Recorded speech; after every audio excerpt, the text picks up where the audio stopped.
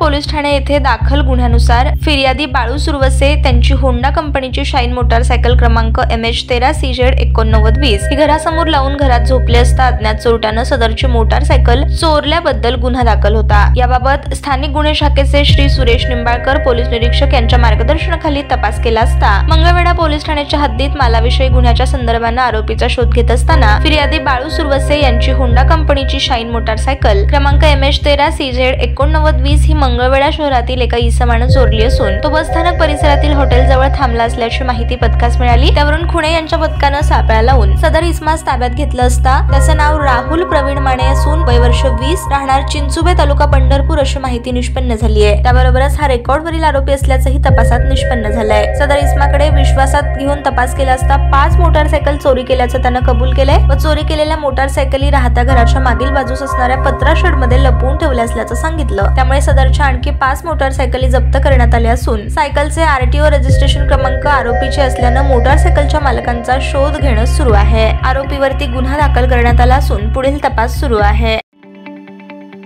ताज्या बातम्या पाहण्यासाठी प्राईम महाराष्ट्र न्यूज चॅनलला सबस्क्राईब करा।